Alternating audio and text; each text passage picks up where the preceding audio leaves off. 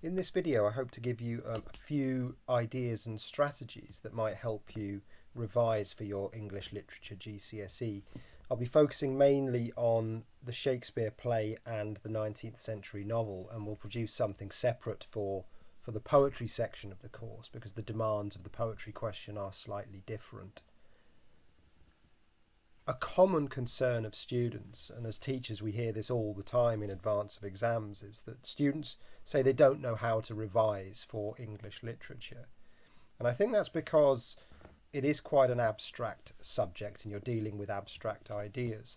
But in many ways it's not so different from your other subjects, which require you to know a certain amount of stuff. You need to have knowledge, and then you need the skills to apply that knowledge. And English really is no different from that. There is a certain amount of stuff that you need to know. And this is just a short list of some of the things that you need to know. You must know the plot of the novel and the Shakespeare text. You need to know what happens. And you need to know the order in which it happens. You should be able to name all of the key characters in each of those texts, with a brief explanation of who they are. Now, you might know the significance of that character, but as a base level, you've got to know each of the key characters.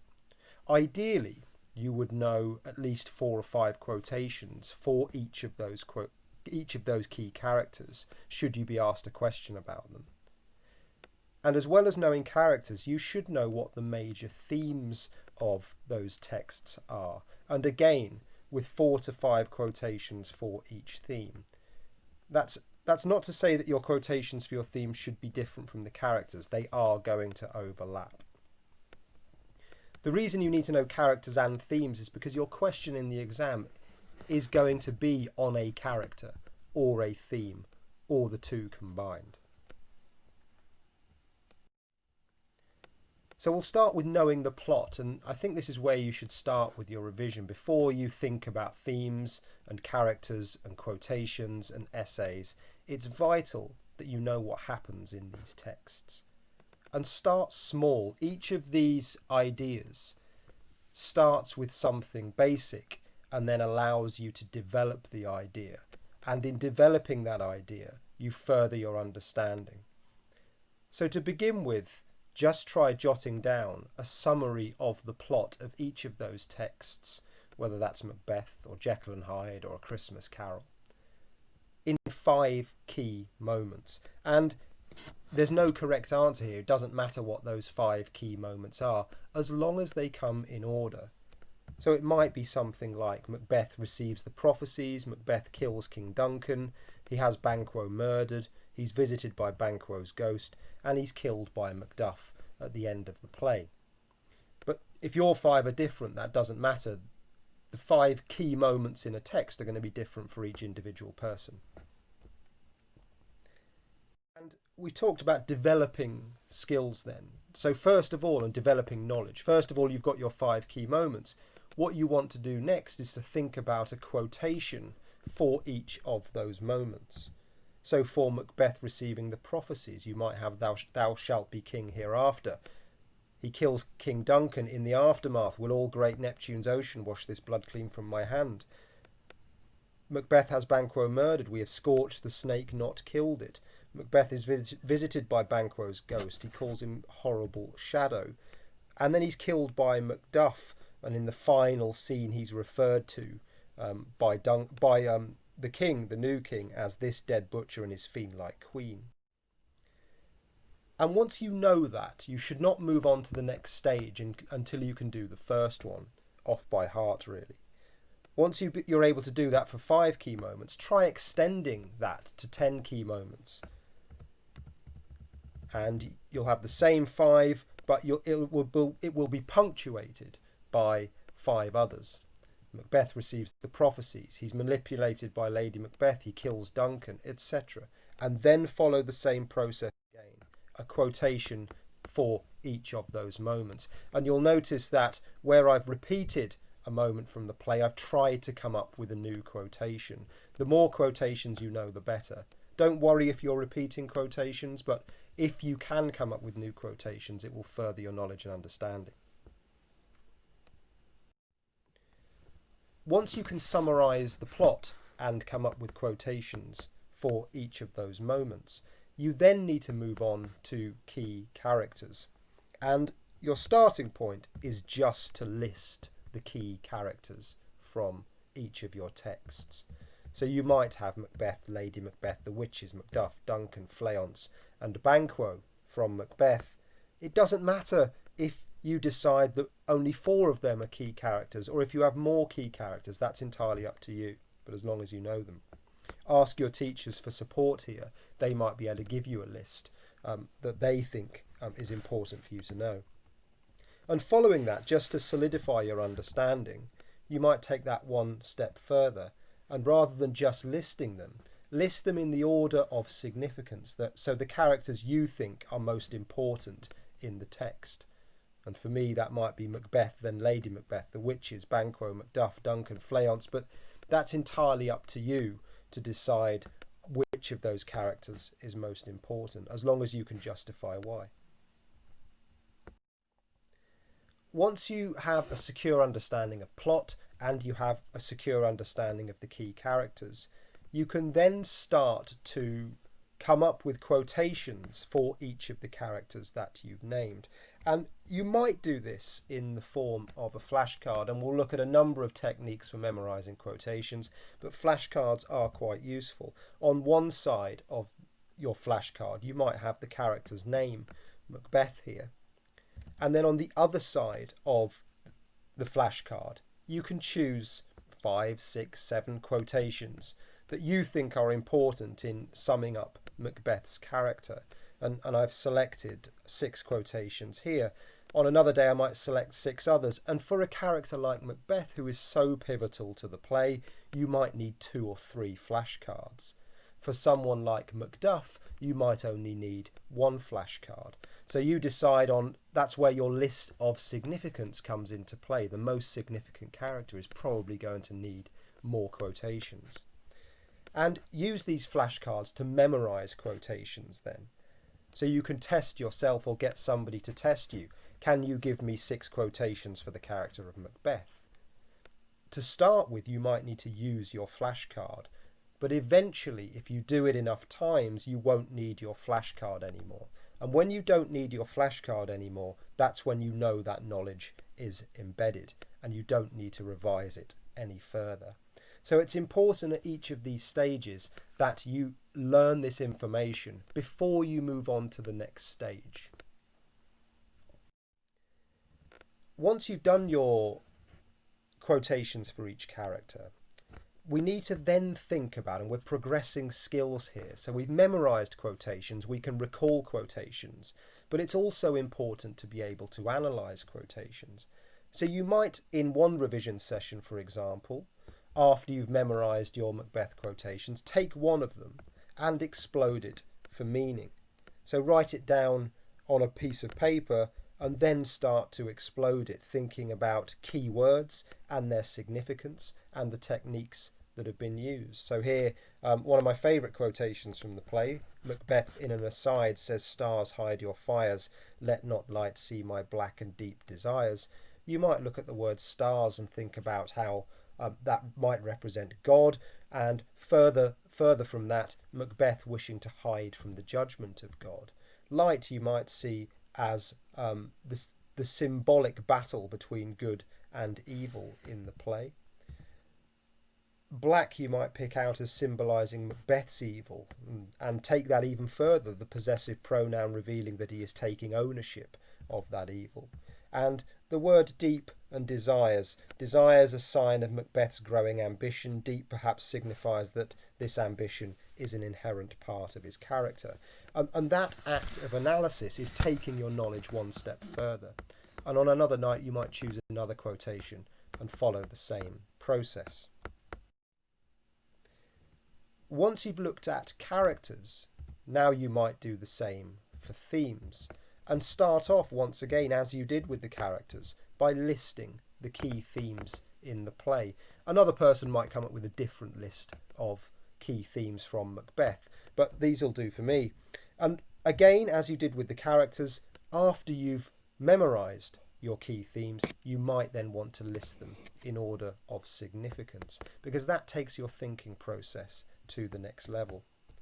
As you did with characters, you might come up with a list of quotations for each of those key themes and put them on a flashcard again. This isn't new work necessarily, because hopefully you've learned your key quotations for Macbeth, for Lady Macbeth, for the witches. And so this second process should be much easier. You're not coming up with a list of entirely new quotations. You're coming up with quotations that you've learned before and applying them to a theme. So here we have 6 quotations that might be used in a question to answer about femininity. And again, follow the same process. Once you've learned your quotations, you've been tested on them, you can recall them, then you might take your thinking to the next level and start to explode quotations and analyse them for meaning. As well as flashcards, mind maps can be a particularly useful tool for revising English, because we've talked so far about processes, learning quotations, starting to analyse them, thinking about applying them. And what mind maps allow you to do is to go through the stages of your thinking process. So you might start with a character in the centre of your page. And I would do this after you've learned your key quotations using your flashcards. The mind map can be an extension of that learning process. Just write Macbeth as a character in the centre of the page. And then if you know your quotations, this process really should be straightforward for you. You recall them and you know them, so you can start writing down your quotations. Here I have "so foul and fair a day I have not seen." And then you've done your quote explosions, so you can start thinking about analysing them. My suggestion here is that Macbeth's opening line in the play mirrors the witches' fair is foul. Macbeth perhaps as the mirror image of the witches in the supernatural, in the mortal world. And then you might take that another step further and you might start thinking about context. This line perhaps foreshadows Macbeth's evil for an audience who may have believed in the malevolent possibilities of the supernatural world. So we've got quotation, we've got analysis, and we've got context. And what you're actually doing here in your mind map is you're actually building up a paragraph that you might write in answer to an essay question. So the thought process is useful. As an added level of that, you might start thinking about the themes that you could apply this quotation to. And if you've learnt your themes in your quotations, again, that process will be a natural one.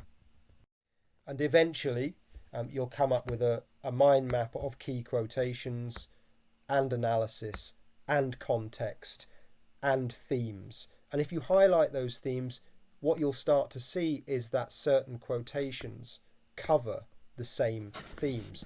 You might also go through your work as an additional level and highlight the key vocabulary. That might be techniques such as juxtaposition or foreshadowing, or key words such as mirror, symbolic, inherently, the great chain of being, whatever it might be, but go through and highlight key vocabulary because these are going to be useful as essay plans. You'll notice here that in doing this mind map, I only got to Acts 1 and 2 for Macbeth. A character like Macbeth who is so pivotal might take 2 or even 3 mind maps before you've completed this process. One thing that I would encourage students to do as part of their revision for the literature texts is to come up with a list of what you might call banker quotations, those that are going to be really, really useful to you under the stress of exam conditions. 6 quotations that you could apply to a number of different questions. So what I'd encourage you to do is to put the key themes across the top and then 6 key quotations down the side, and each of those quotations, to become a banker quotation, must be applicable to at least 3 of those key themes. So one I've selected here is "Come mortal spirits that tend on mortal thoughts, unsex me here," from Lady Macbeth. And you might see that as a sign of Lady Macbeth's ambition. It certainly relates to femininity, and by calling on the spirits, it relates also to the supernatural. So that is 3 possible themes that this quotation can be applied to. And if you build yourself a list of 6 banker quotations, you'll have a really strong set of quotations that you might be able to draw upon whatever the question you get in the exam. Once again, if you've completed your character mind maps, you've completed your theme mind maps, you've done your general mind maps and your cue cards, and you've learnt them, this process should be more straightforward. And finally, once you've gone through all those processes and you've learnt your quotations and your characters and your plots, the single best way eventually to revise for English literature is to plan and write practice questions. Now, the idea that you're going to write loads and loads of practice questions is probably a fanciful one, but just planning them, going through the thought process of an English essay is really, really beneficial.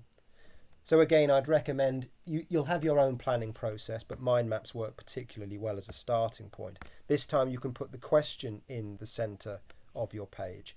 This question is, how far is Lady Macbeth presented as a strong female character in the play? And just start writing down. You can brainstorm here any ideas that you have that relate to this question. So here I've got, she challenges expectations of femininity with her dominant role in the marriage. She has a strong desire to throw off the restrictions of femininity. She manipulates the perceived weakness of women to exert power, and she eventually succumbs to the expectation of her gender. It's just 4 ideas that you might have, but it doesn't matter what they are. Just write them down to start with. Once you've got your idea, you can then come up with the quotations for each idea. And I would recommend that you have at least 2 quotations for each of your ideas. When you write your essay, you might only use one of them, but it's useful to have the option and the variety. So here I've got 2 quotations for each of my key ideas.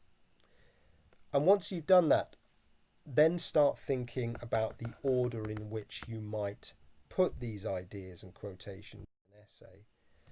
So for me, my first idea is Lady Macbeth's desire to throw off the restrictions of femininity. The natural next stop for my essay would be that she challenges expectations of femininity with her dominant role in the marriage, using the weakness of women to exert her own power, and then finally in the play she succumbs to the expectation of femininity. Now, that's not to say that's the only order you might put them in, but the process of thinking about the order of your essay is a very, very useful one. And eventually you might then put that into practice and write a practice question. But even if you don't, these essay planning mind maps will be very, very useful to you, because your teachers are going to set you at some point practice questions for homework or in lessons. And if you have this bank of knowledge, this resource here, that makes that process so much easier. So to recap, follow a process, building up your knowledge slowly, and don't move on to the next stage until you've embedded the knowledge of the first stage. So you might start with plot. When you know the plot off by heart and you can recall that, you move on to learning characters. When you know that, you move on to thinking about themes and context and quotations. And each of those stages will make the next one easier. In terms of your learning process, first of all, you're working on recall. Somebody should be able to say to you, give me 4 quotations from Macbeth, and you can give them 4 quotations from Macbeth. Once you can do that, then you move on to analysing those quotations. Once you can do the analysis, you then start to apply that to essay planning, and then eventually you write practice essays. Techniques that you might use: plot summaries are useful, cue cards are very useful for revision, and mind maps are very useful for the process that you'll need to go through when it comes to writing an essay. And keep testing until you no longer need resources. So when you start this process, you're going to need to refer to your notes and your texts and your folders. Eventually, you shouldn't need any of that. Then you'll need to refer to your mind maps and your cue cards, and eventually you'll know it. And that revision strategy works for all subjects. Keep recalling, keep testing until you no longer need the resources, and then you know that knowledge is embedded. Now, that is not an exhaustive list of all the things you can do to revise for English literature, but hopefully it provides you with a starting point and some ideas that will help you take your revision forward. Please ask me or any of your teachers for help and advice about how to revise for this subject.